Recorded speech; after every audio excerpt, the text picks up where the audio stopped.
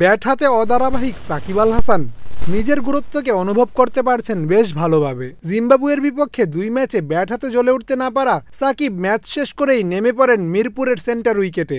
থ্রোয়ারকে সাথে নিয়ে অনুশীলন করেন লম্বা সময় ধরে। 2019 বিশ্বকাপে সাকিব আল হাসান একটা কিক পেয়েছিলেন, যার ফলাফল আমরা সবাই জানি। সেই আসরে ব্যাট হাতে বিশ্বসেরা অলরাউন্ডার ছিলেন অপ্রতিরোধ্য। রোহিত শর্মা, ডেভিড ওয়ার্নার থেকে ম্যাচ কম খেলা সাকিব রান করেন তাদের সাথে তাল মিলিয়ে। 606 রান করে ছিলেন আসরের তৃতীয় সর্বোচ্চ সংগ্রাহক।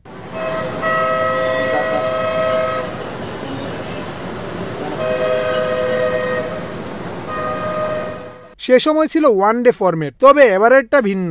আসছে জুনে যুক্তরাষ্ট্র ও ওয়েস্ট ইন্ডিজে অনুষ্ঠিত হতে যাচ্ছে টি-20 বিশ্বকাপ। বিশ্ব আসরে ভালো করতে মরিয়া সাকিব বেশ কিছুদিন থেকে ব্যাট হাতে আছেন বিবর্ণ।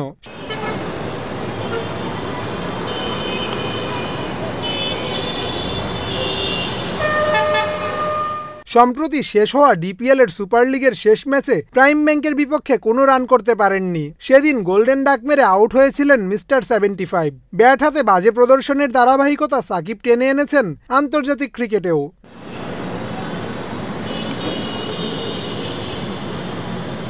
জিম্বাবুয়ের বিপক্ষে টি-20 সিরিজের প্রথম 3 ম্যাচের দলে ছিলেন না সাকিব। চতুর্থ ম্যাচ থেকে ফিরেন দলে। সেদিন রানের খাতা খুললেও ইনিংস শেষ হয় মাত্র 3 বলেই। ব্রায়ান বেনেটের বলে বোল্ড হন মাত্র 1 রান করে।